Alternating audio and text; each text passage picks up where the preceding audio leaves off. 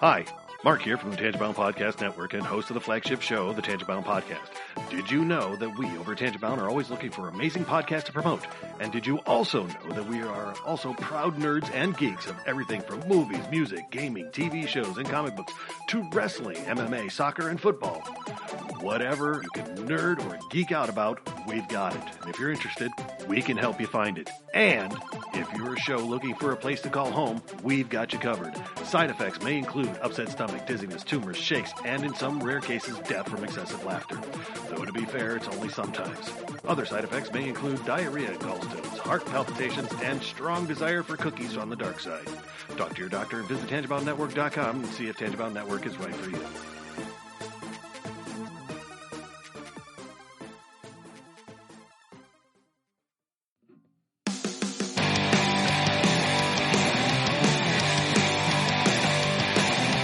Life sucks to the last drop.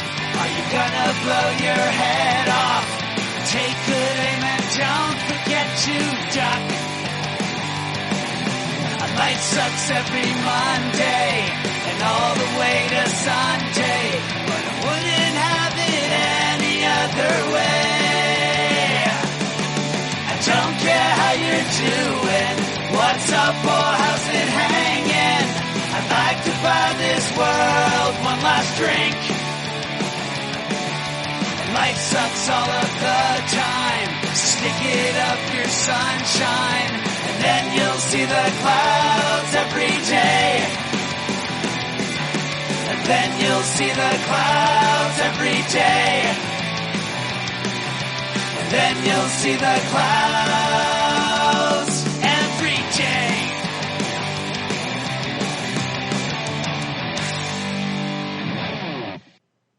Welcome to the Crazy Life, everyone. My name's Jen. I am your hostess for the evening.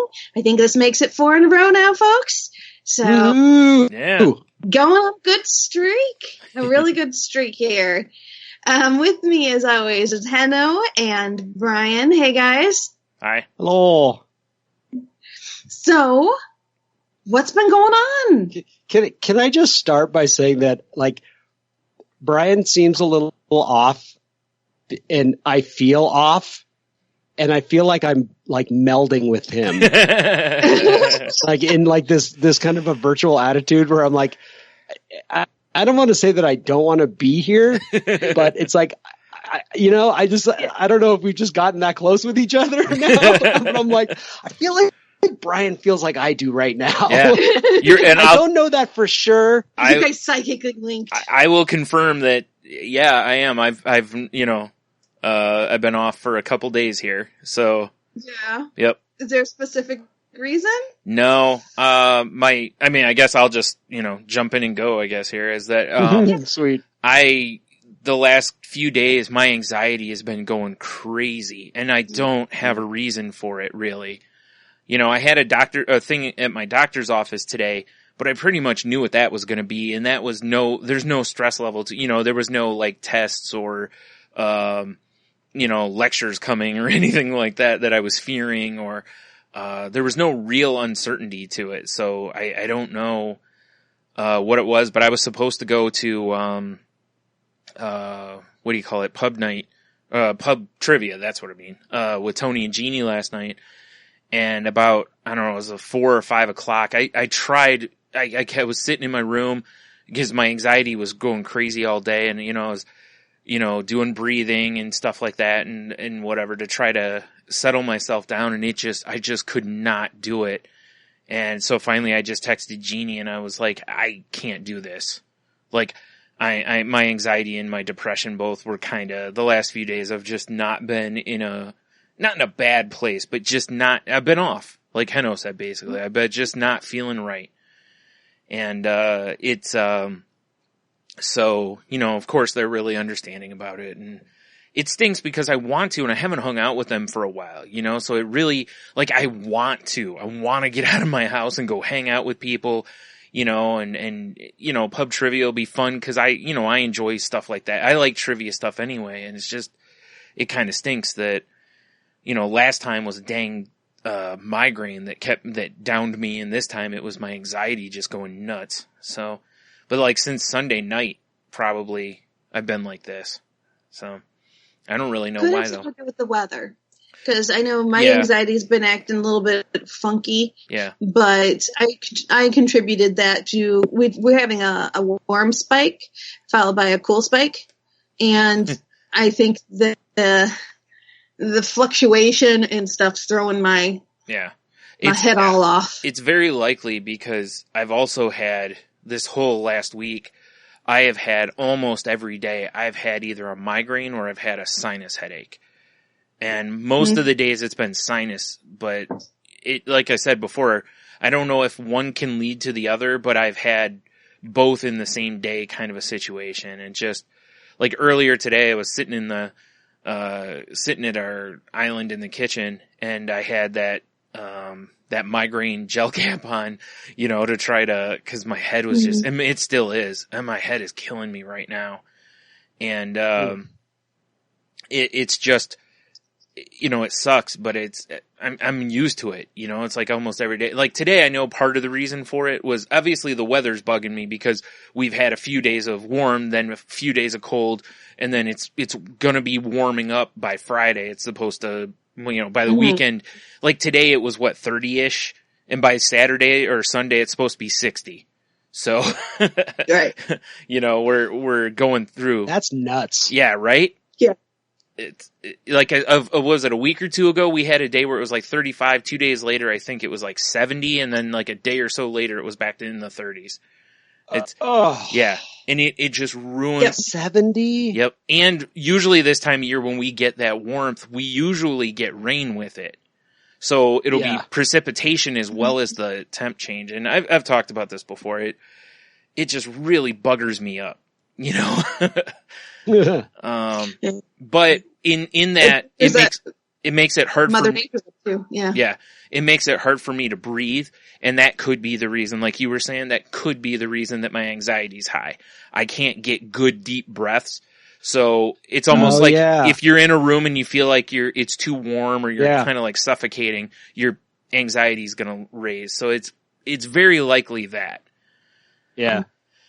But like I went out today, and since it was, 30-ish, I was just standing on our porch and just, taking in the air basically, and stuff. Cause cold air has seems to do a lot of good for me.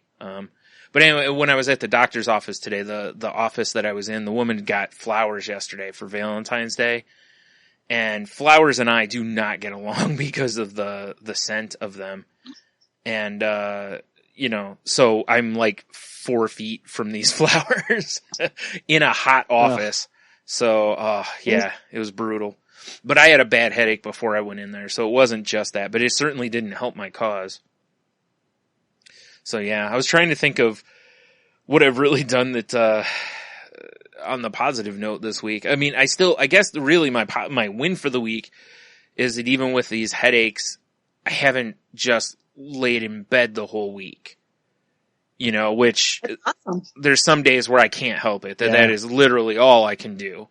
But some of the days this week, I've still gotten up and, done, cooked something or like now I'm doing this podcast, and like I said, I feel like someone's jamming something right inside my eye, right next to my nose. And, but I like doing this show because of the, the catharsis of it. Exactly. So. Always feel better afterwards. Yeah, exactly. So.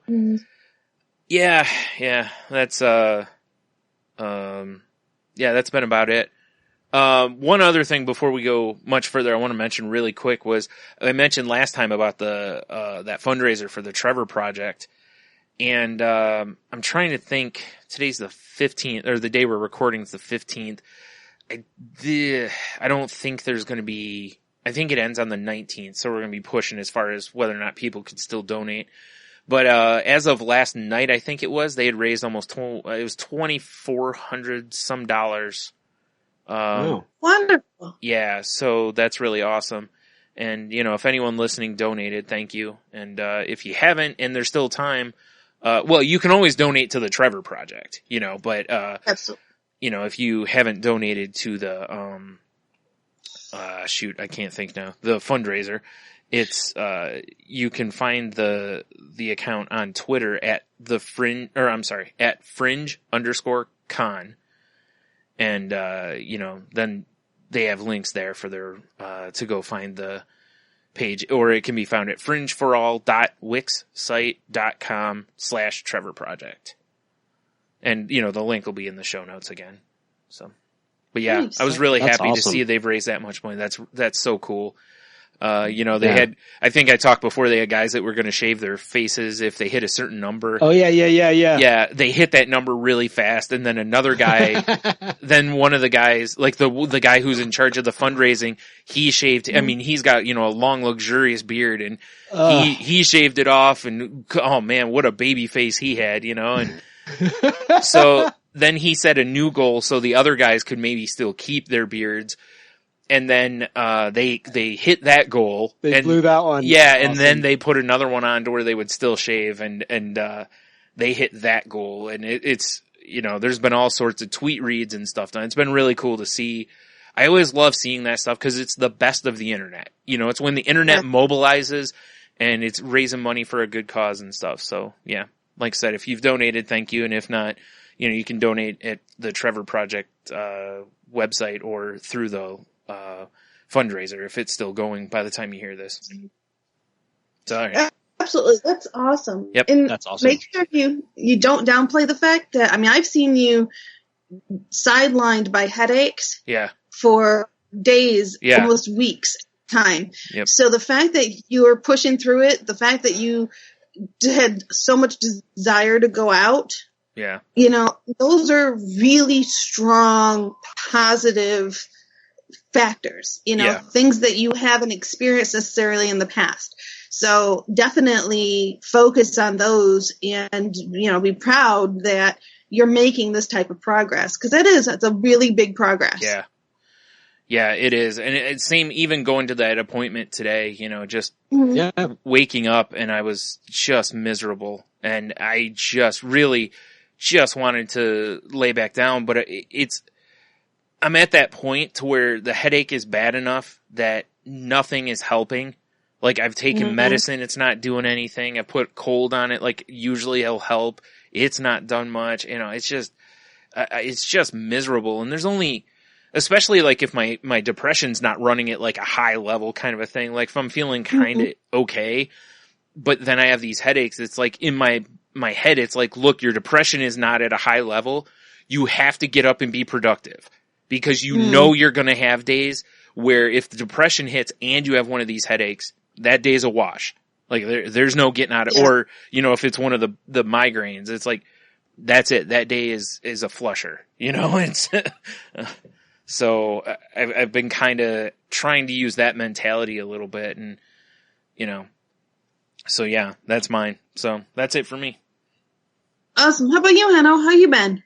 It's like you said, coming on here is always useful because, like, I'm not feeling me right now just because the house is in total disorder and disruption, and my day started like they showed up this morning, and I told work yesterday that I was going to be late, but my whole morning routine got thrown off, so I didn't take my decongestant this morning. So like right now, my sinuses are just killing me because I haven't had my decongestant. Right. That's like I've been without my allergy medicine all last week. So I've been, that kind of miserable too. I forgot about that. Anyway, sorry. Yeah, and you talking about it, all I'm thinking about is the feeling inside my sinuses Yeah, now right. because I just took the decongestant, the 12-hour. Yep. It's so funny. But when I reflect on it, like the last few days, now that I'm sitting here going, okay, now wait a minute, what have I done? Oh, that's right. I did a bunch of recording this weekend. It was awesome. Nice. I was also very lazy. That was awesome. And when I mean Good, awesome. Yeah. Yeah, like when I mean lazy, it was by choice. Like I'm going to relax. I'm not going to go ski because it rained here last Thursday. Oh boy. All day long. Wow. Like I have never seen this kind of rain in the middle of winter before. And there were slides. The mountain got closed. I mean, it was bad. Wow. And so the skiing was going to be lousy on Friday anyway. So I'm like, take the day off, strapped on the guitar, set some microphones up, geeked out a little bit, doing that thing, and spent some time just lying on the couch with the dogs, took them for a walk, just that kind of stuff, kind of just being lazy. Slept in, felt good, and then I worked up a song for another podcast that they're having a big anniversary this week, and I wanted to see if I can get something on there. Nice. And did that on Saturday, and I'm like, all right, I got this hooked up. So Sunday when I got home from work, I was like, all right, I was getting back into the lazy a little bit, but I'd eaten dinner early, and I was like, oh, it's 7:30 only. I can do something. So I got up, I pulled up the Crazy Life theme, and I did all the drum tracks for the whole song. I re-recorded all the guitars, all the bass. Nice. So all I have to do is do the vocals now, and that'll be complete. What I wanted to do a couple of weeks ago and didn't get to. That felt really good. And then, like I said, it was like, all right, Windows happening. Okay, I got to shut the studio off. So, which is kind of a bummer. I mean, it's not. I can go pull the plastic down and put it back up. It's not that big of a deal. Yeah. But in the meantime, I got home, and the guy Jim's still here, and we're just talking. He's a local guy, never met him before. You talk about what's going on with the project. You just start shooting it a little bit, and all of a sudden it was like, oh, whoa, what time is it? I'm like, wait a minute, I don't have podcast gear. What can I throw together real quick? And then it was like, and now the computer wants to wake up really slowly. Computer wasn't feeling it either, Henno. No, and I'm like, oh, hunger and all that stuff. And, now that we're talking, I feel happy again. I feel good, But it's really like, it's weird how you can, it's just a reminder of why I need to go out of my way to stay out of, and I'm going to use the term dark, but, to stay out of resentments, look what throws me off. Yeah. This is not a big deal. This is actually really exciting. But it does throw you, it throws you out of routine. It threw me off. Yeah. Yeah. And, that's something, I don't know if I would assume because of recovery reasons and stuff, that's probably, very important to you. Like routine's probably really important, right? It really is. Yeah. And, cause I know for a lot of people with mental illness, routine is extremely important, because if you don't repeat things at this certain time or whatever, a lot of times you start getting late, you regress, and, that's why you take your medicine at the same time every day. And, Absolutely. Isn't that weird to think about something that doesn't sound like that doesn't sound like a good alternative either, right? It's right. Like, okay, I've kind of exchanged one addiction for another, but this goes back to self-care. This is what got me sober, was to get myself into routines that were consistent and things that I did every day to change my life. And then, okay, it might be a crutch because look what happens when the routine gets thrown off. Yeah. It's not good, but it is exactly, it's something that we talk a lot about, is just this, there's a reason I drank a lot. Right. It fixed something, right? It took care of something. Right. And we all have our idiosyncrasies and our quote unquote brokennesses to us, which, we're not broken. We're just unique and individuals, and everybody has their things, and it is very difficult when your routine gets altered significantly for longer periods of time. Even short periods of time is very disorienting. Yeah. But when I had their house too. Yeah. It's like when I was doing that move, one night, I just flipped my lid. Yeah. And the next morning I was home by myself, and I was trying to keep myself under control, and I did fairly well, but the monster needed to get out. And when my husband came home, Guess who got it? I was completely at one point I was cuddled up in a ball on the couch, sobbing my eyes out. And he's like, what is wrong? And I'm like, I just can't do this anymore. And it's all because my routine got broken up. I didn't have my downtime. I didn't have my quiet time. I had a lot of pressure to get things packed, to get things done. And I couldn't get it done in the manner that I wanted. And it was too much, and something had to give, and that's what gave my composure. Yeah.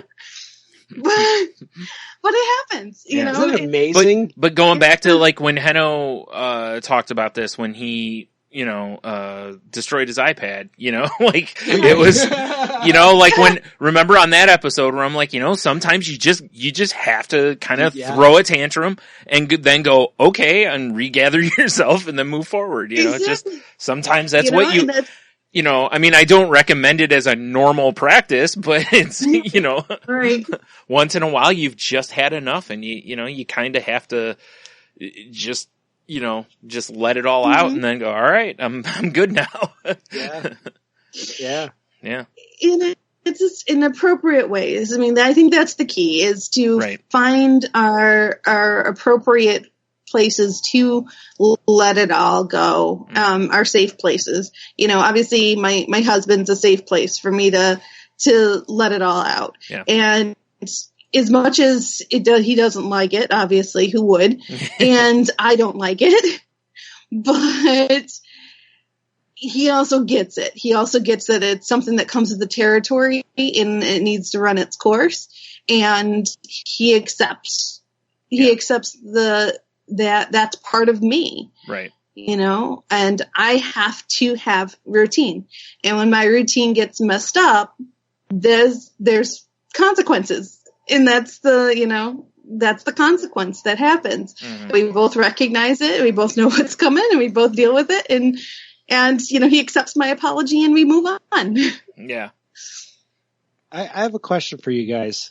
Mm-hmm. Something I saw this week that kind of affected me, and it kind of relates to our podcast last week.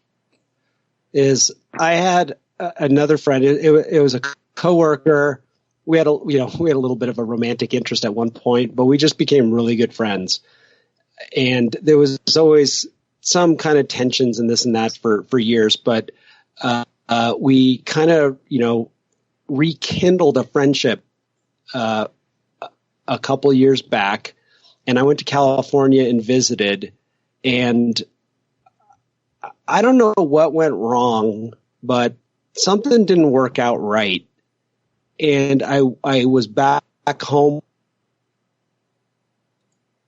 and this person gave me like just the coldest shoulder ever. Like, didn't even acknowledge me being there. Like almost came across like they were offended I was there for some reason. Oh, wow. And it was just one of those, like, even some of my enemies don't treat me that bad. Yeah. You know what I mean? Like, like there's people that you've done a really horrible thing to, but they're still polite to you and they say, hi, how are you doing? Even if it's just to, it's just lip service, right? Mm-hmm. I didn't even get that. And so I heard that she came on some hard times. And when I mean hard times, I mean a depression. Mm-hmm. And some like, I can't work kind of stuff, not good, this kind of thing. But I broke ties. I was like, like we talked about last week, I went, nope, that's where I draw the line. Right. I've been nothing but supportive, always, because I think she was already dealing with some, like, we would talk a lot on the phone, just like we do on the podcast, and I would bring my experience from recovery, and she would talk about some of her own issues with mental health stuff. And we'd have, I thought they were real productive conversations. And, like I said, whatever happened. But, she popped up on my Twitter for a friend request. And it was a one, like I can outright ban somebody on Facebook, so I never seen them. I can, there's ways I can do that. But, yeah, Twitter, it popped up.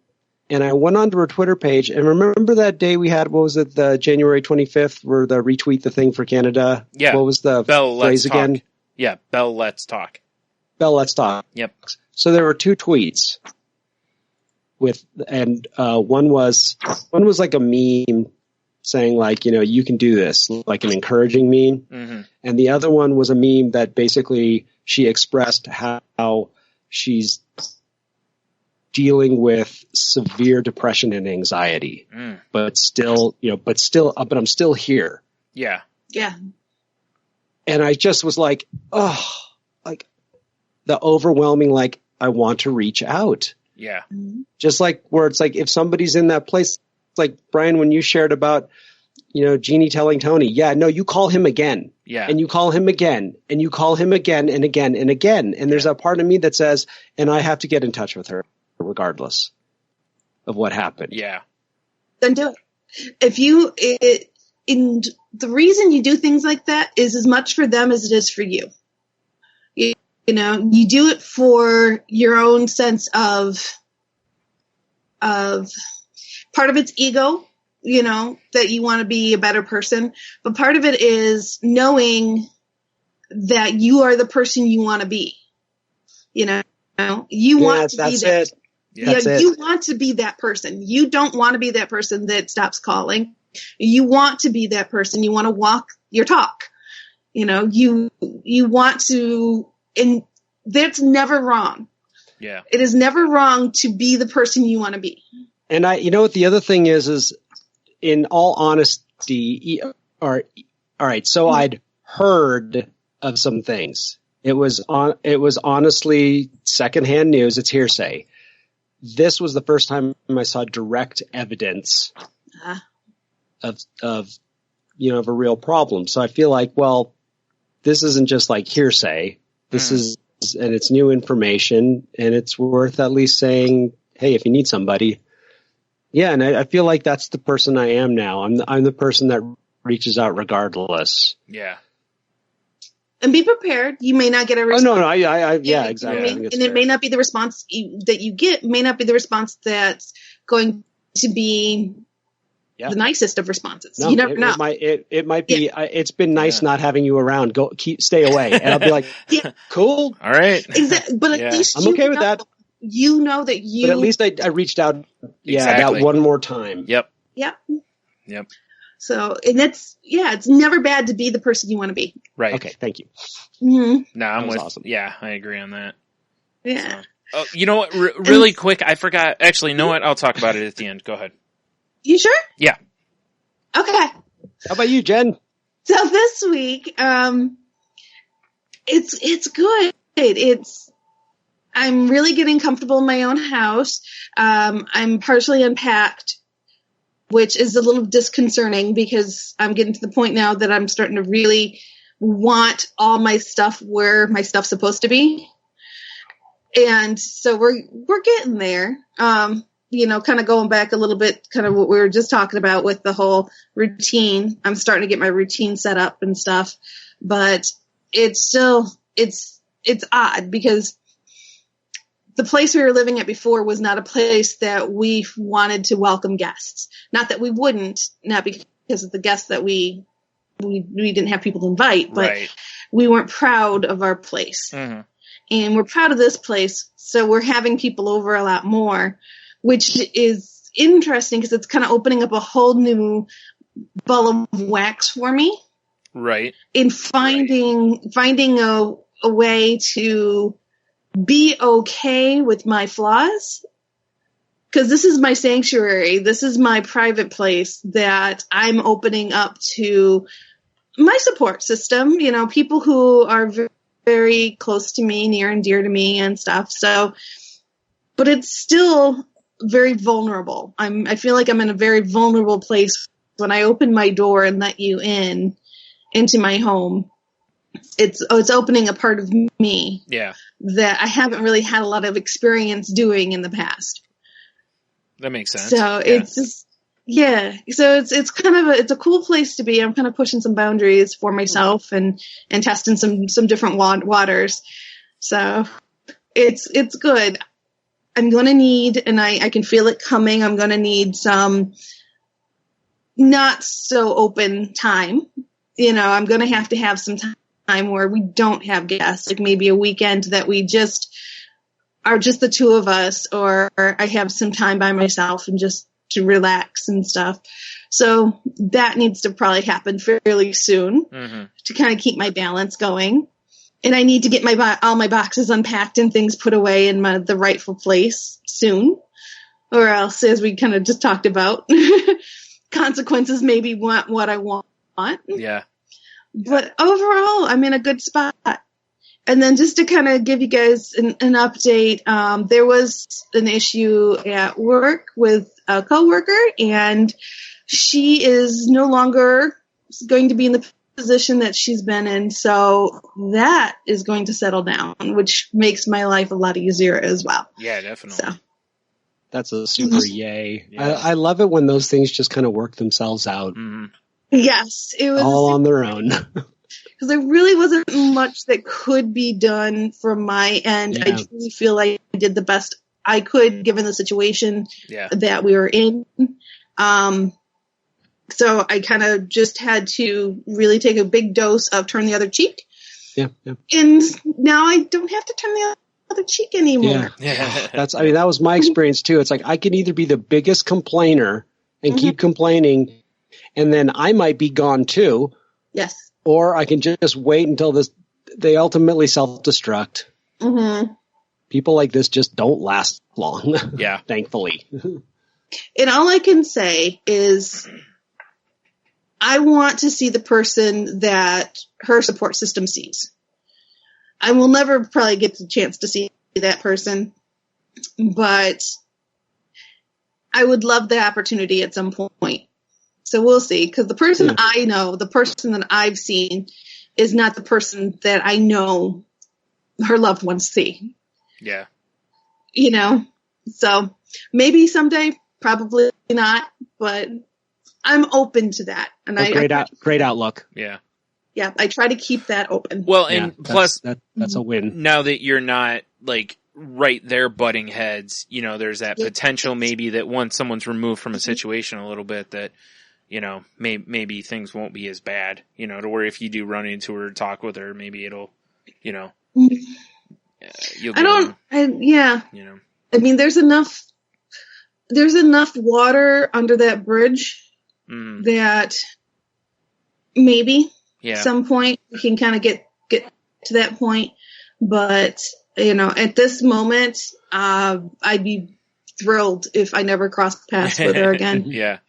But as we all know in life, karma, or whatever you want to call it, always seems to find a way to bring these people back into our lives in different ways to teach us lessons.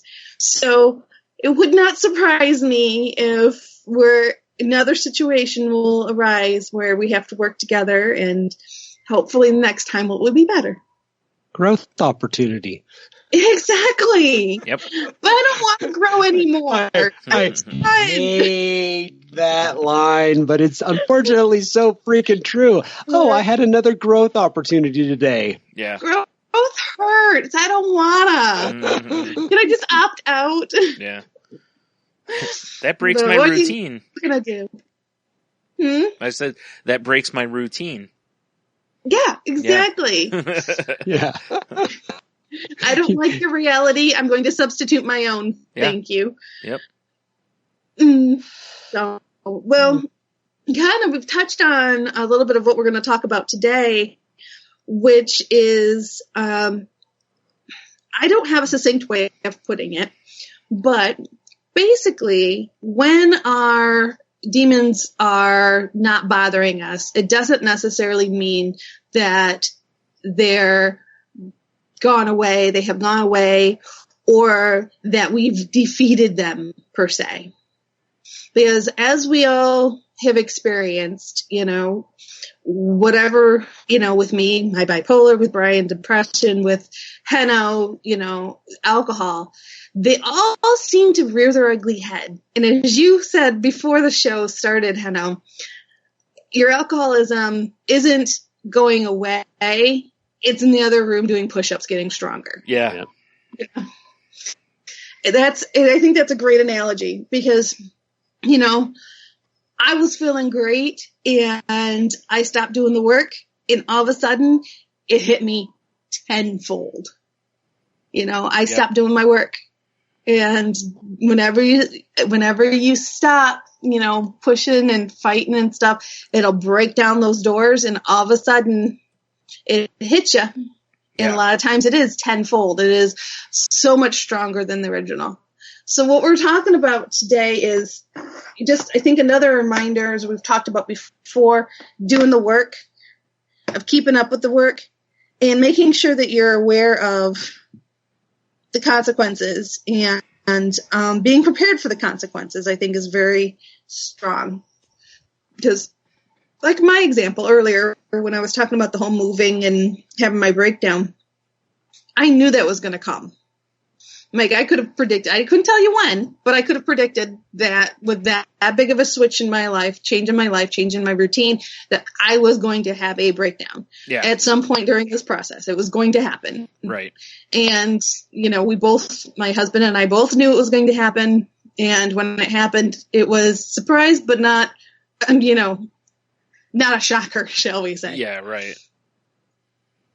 So, one of the article that we are talking about today is Depression Doesn't Make You Sad All the Time. This is from The Guardian, which is a great website. It looks to be kind of a news oriented website, but it's got some really great articles. We've referenced it a few times, I believe, on here. Mm-hmm. But this one is an article. Starts with one of the most popular, enduring, and irritating myths about depression. So it means depressed people are sad all the time, and that by extension, people who are happy can't be experiencing depression, even if they say they are. It's a skewed and horrible vision of depression, and it's one that further stigmatizes the condition and isolates people with depression and related mental health issues. Because, put it bluntly, depression doesn't make you sad all the time, though the level of sadness a patient experiences can, of course, vary depending upon the individual severity of the depression. So, depression, it doesn't necessarily mean you're walking around in tattered black clothes, weeping and wailing. I was honestly in a goth phase. I can see that happening. Yeah. I can absolutely see that happening. It was my emo look that day. It's not my depression. Yeah. I was just feeling a little emo. Right. Yeah. And that's so true, is that how we outwardly portray ourselves doesn't naturally I can't think of the word. What do I want to use? Doesn't necessarily, there we go, meet our outward impression doesn't necessarily match up with our inward feelings. Because depression has a tendency to, like, one of the things you learn really quick with depression is how to wear a mask. Mm-hmm. You learn it really fast, because if you don't, you'll constantly be getting asked about it. And you don't really want to talk about it. You don't want to share. You want to keep to yourself. So, you don't, so you're on when you're around certain people. Like, we talked about this when we talked about, high functioning, depression, I think it was, or was it high functioning? Was it depression or anxiety? Whatever it was. But, people who are highly functioning while they have these things. So it's very much, so definitely, go check out that episode to, check out more about that. But I can totally see where some people think that it's what do you call it? That because you're not sad all the time, that your depression's not as bad, or it's not real, or whatever. And like I've talked on here before, there's a lot of days my depression doesn't manifest as sadness. It manifests as heaviness.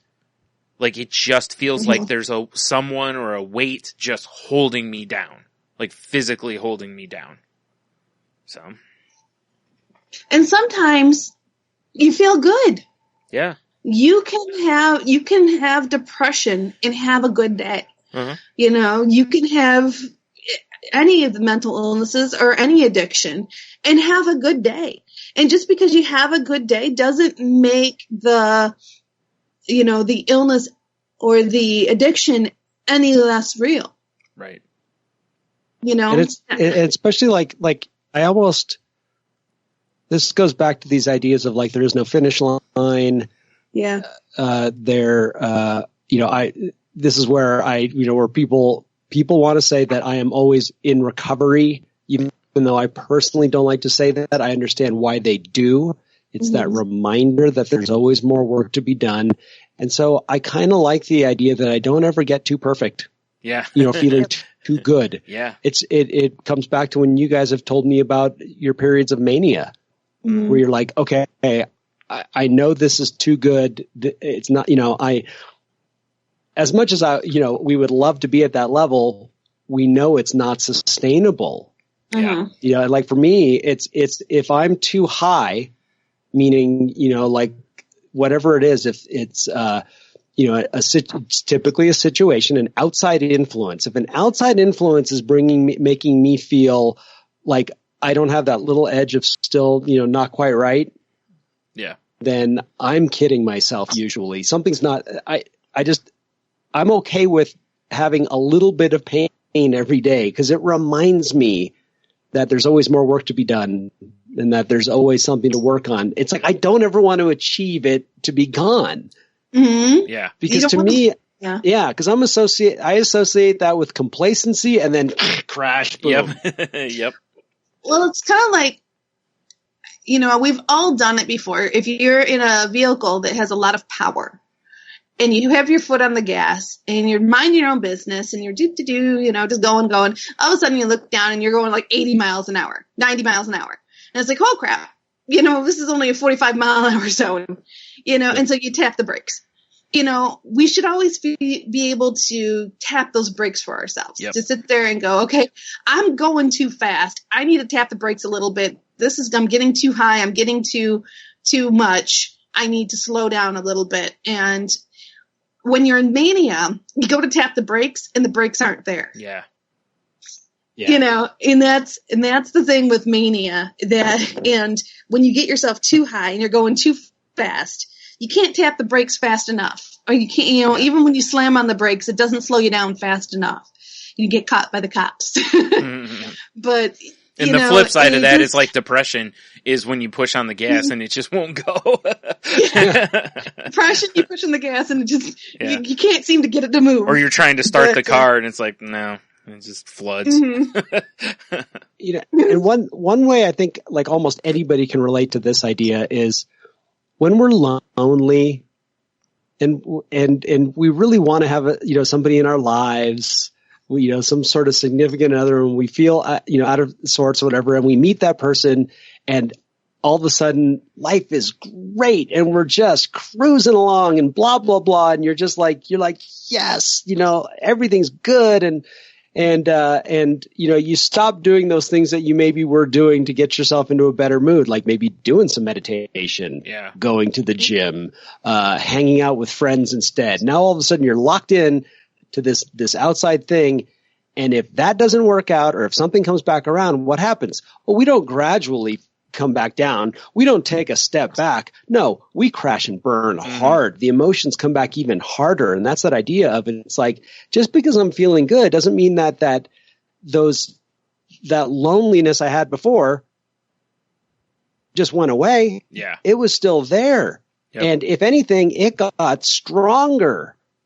Because I really stopped doing stuff. And that's moderation and these, all these sayings we hear all the time, they're there for a reason. Yeah. It's like, and everyone can relate to that. Everyone can relate to that relationship thing where all of a sudden it's done and you're like, oh, there's no safety net. Yep. Like, yes. Oh, I haven't been meditating for a month. Well, guess what? It's not going to be there for you like that. Right. And I haven't been doing my, and I haven't been hanging out with my friends. Well, guess what? They're not going to be there just like that. Yeah, exactly. They're going to be like, hey, where you been, bud? Yeah. Oh, you want to come back around because you don't have a girlfriend now. You. Oh, hey, you remember we're alive. Yeah. Yeah. And that's how I relate to these things. That's how I try to wrap it around my brain to remind me that you keep doing the work, even if it doesn't necessarily, even if, 9 times out of 10, it doesn't feel like it did anything, it did, because when that crash happens, it'll be there for you. Right. Not to mention, as we talked before, exactly. I was going to say, maintaining is still gaining, like, and it's, that's the only way you can really look at it, because if you don't, like you said, as soon as the carpet's yanked out from under you, you just hit the floor and there's no grabbing you, like you're just done. And then you've got to essentially deal with that pain and the fact that you've essentially pushed your whole, not support system. What's the word I'm looking for? Your coping mechanisms, essentially. You've pushed them all away from you. So now you've got to try to bring those in, and, and it just makes for a mess of the situation.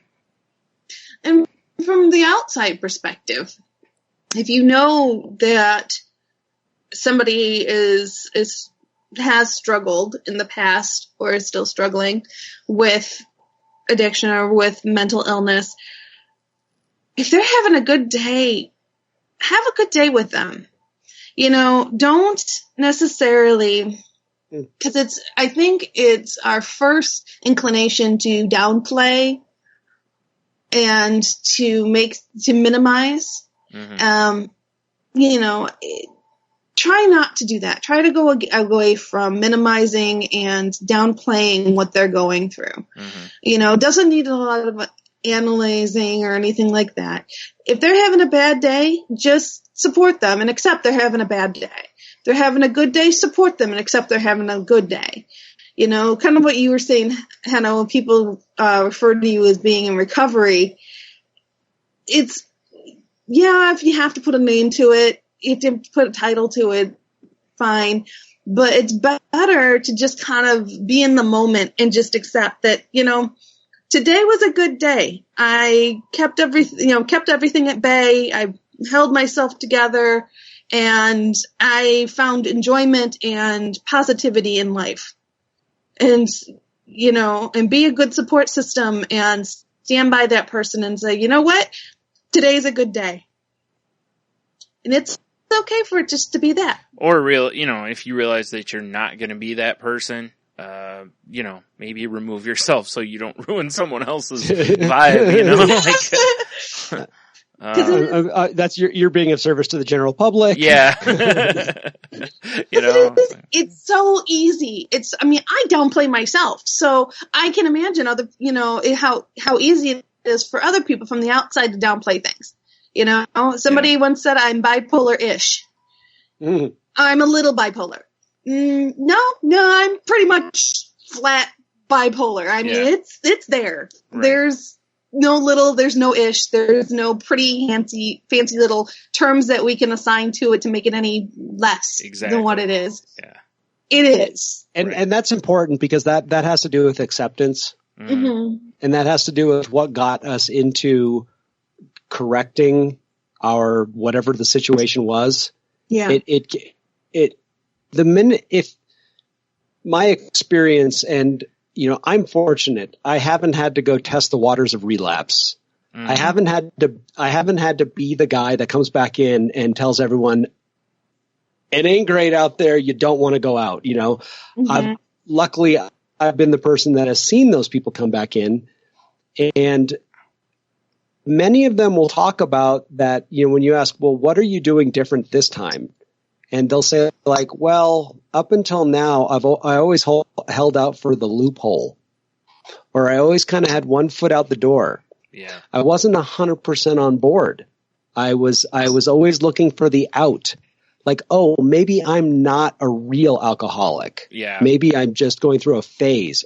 Or, maybe it's just, maybe I'm just going through my emo period. I'm not actually suffering from depression. Right. Mm-hmm. But the fact of the matter is what gets us, that's why bottoms are so important, because bottoms make us accept. Mm-hmm.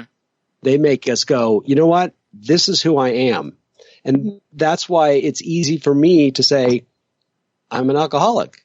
And when I heard people talk about being grateful alcoholics, I was like, what does that even mean? Right. And you sound like you are you guys are all brainwashed, Right. Yeah. This is not normal, right? Yeah. It's like, okay, that's started to clearly realize- just someone trying to put a positive spin on something very negative, Yeah, I'm Yeah. like, come on. And Right. then after time, I'm like, hey, grateful alcoholic, because I am, because it's become the greatest asset in my life. It's changed my life for the better. The minute that I just accepted this and decided I'm going to move on and treat this. Yep. Just like any other illness I might have, just like my knee.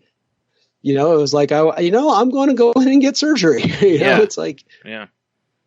Exactly. It's part of, some people, like you said, some people have bad knees, some people have a bad back, some people have mental illness. It's just part of who you are. It's, rather than and saying, you have to treat it. You have to continuously treat it and accept the fact that if you have a bad back, you're not going to lift 100 pounds at a time. If you have mental illness, you're going to not be able to do some of the things that people do with ease. It's going to take you more effort sometimes to go outside the house. It's going to take you more effort sometimes to do things. Mm-hmm. Doesn't make you any better or worse. It just makes you different, makes you human. Yeah. Because we can get easily talked into the fact that, maybe she's right. Maybe I am only a little bipolar. Yeah. Maybe I don't need to take all this medicine anymore. Right. Maybe I don't need therapy. Yeah. Sounds like something I've been through just recently. Let's stop taking the meds and see what happens. Yeah. Maybe it's not as bad as I remember it to be. Well, it's funny though. Boy, that's classic. You mentioned that because I was going to say, I bet psychiatrists hear that all the time, or psychologists too, not just general practitioners, whatever. I bet they hear it all the time. Like, well, I've been on the medicine for 3 years, and I thought, maybe I should, see, That's what he put the limit of 3 years on me. Yeah. He's like, you are not allowed to stop until 3 years. Yeah. Until 3 years, and then we can try and see what happens. And you could even tell from the tone of his voice, he knew what the result was going to be. Mm-hmm. And to this day, it's, my support system does not support me going off my meds. Mm-hmm. Yep. And even when I feel I'm fine, they know better. Yeah. And they're the ones that see the reality. My reality is clouded by my disorder. Well, also you again, you fall into confirmation bias a little bit on that too, is you'll start looking for reasons why you don't need the medicine. Like, you know what? I only felt mania like once this last 6 months. And it's like, that medicine may have helped stave off all the, various other times, and, but you go, well, it's only once out of 6 months. I can handle one time, so then, it's like I say, you start getting, that deceptive thing where you're like, well, 9 out of the 10 times I drink, nothing happens. Yep. It's just that one time. Yeah. Where it gets really ugly and I end up in handcuffs or somebody's odd situation. Right. And why wouldn't you play those odds? 9 out of 10. Yeah, that's 90%. Yeah. Most things in life, if someone gave you 90% odds of success, all day you'll take it. Yeah. Why not? Yep.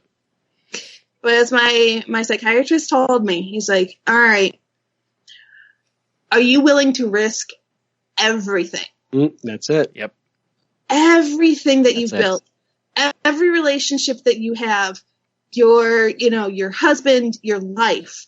Are you willing to risk that over taking a little pill every day? Yeah.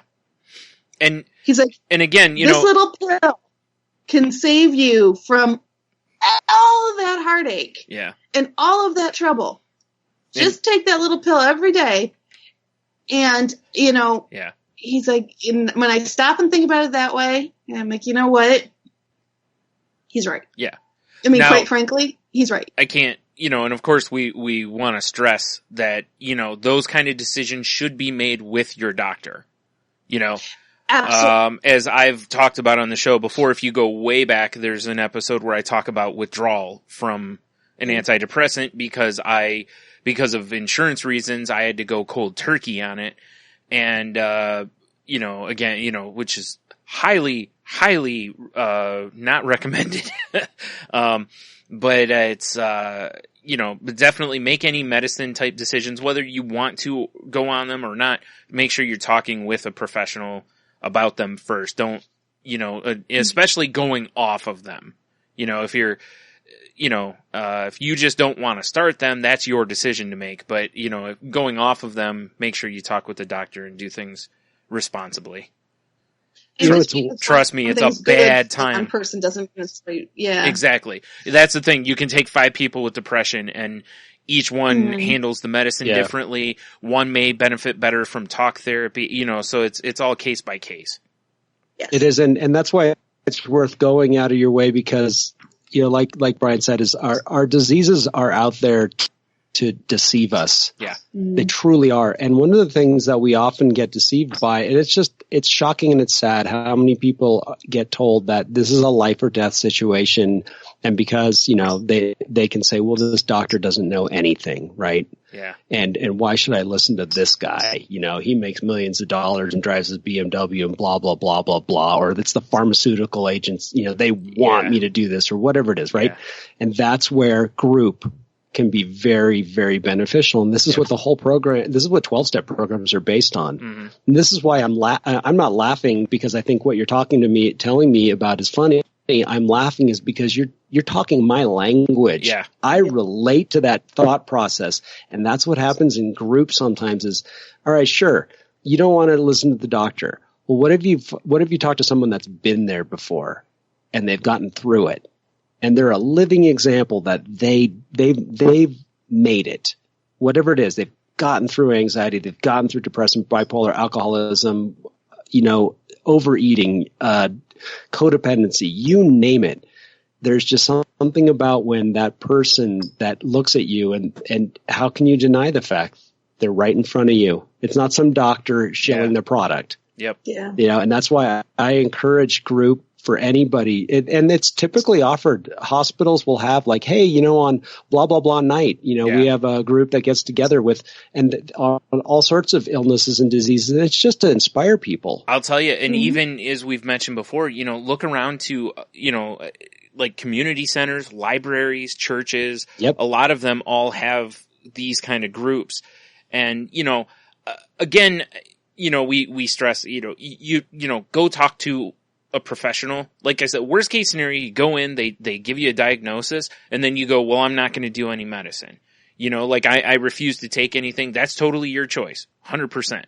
But then if they go, well, they may give you the option or tell you where you can find group therapy or something else to where you give you alternatives to the situation also. It's like I've said before, it's basically like going and getting an estimate on a car. It doesn't hurt to go get the estimate. Having the work done is different, but going to get the estimate is just doing due process. Get multiple estimates. It's second opinions. Sure. Yeah. And that's why a lot of times, our disease does funny things to us. And for some reason, sometimes we don't want to believe authorities. Yeah. But you should still go speak to the authority, like you said. Yeah. But if there's something about somebody that can relate. Yep. You're right, because they're not peddling drugs. Like you can't, that's immediately thrown out. You can't say that about people in group because they're just there to get better or whatever it is they're taking away from the group, so yeah. Share their stories. Yeah. Yeah. And it comes back to the same thing every single time is what do you do when you can't trust your own brain? Yeah. Yeah. That's like you said, your support network won't let you do it wrong. Yeah. If you open yourself up to it. Yep. And it's one of the hardest things to do because we talk about all the time how our diseases are isolating. Yeah. They want us to isolate. They want us to stay home and lie in bed. And that's why Brian's, getting up and doing whatever he can this week are huge wins. Yeah. Yes. Cause we, it's like I've said before on brain, here, any day that I get up and get dressed is a win. It's like there's no other way to look at that. If I get out of bed, I get dressed and I'm mobile through the house, that is a massive win.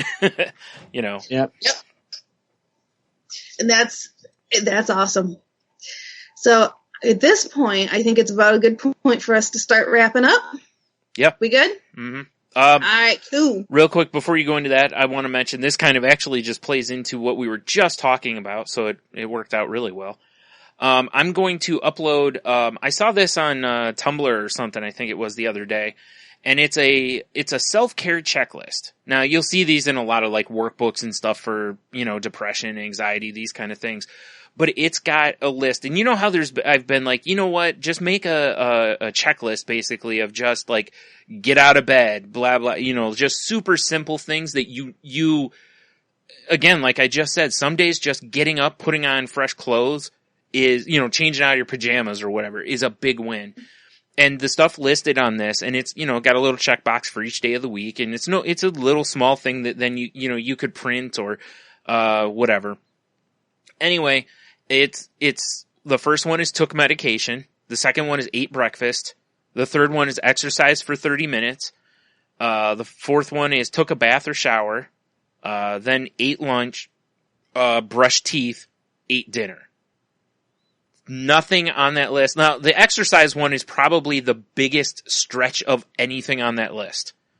Because that's one where you actually have to put real effort into it. The rest of it, I mean, even the eating, you could throw something in a microwave and then eat. It's fairly minimal exertion, but, exercise is a big one because it does, as we've talked before, it fights, getting moving releases things in your brain. It helps you fight, depression and anxiety. Plus, obviously it's just good for you anyway.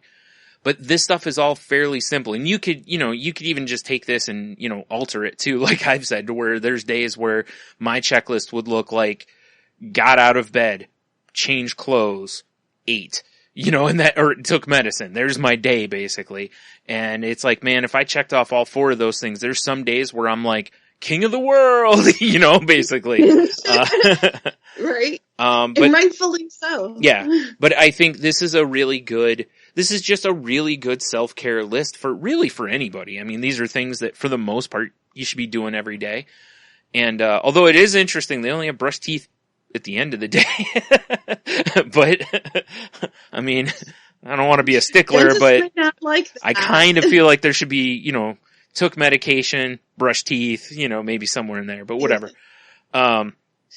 Anyway, it's the idea that these things are essentially, they're the minimal things about self-care. And, that's one of the things that really kind of set me on edge about, going to get help was when I realized that I wasn't doing everything on this list every day, Yeah.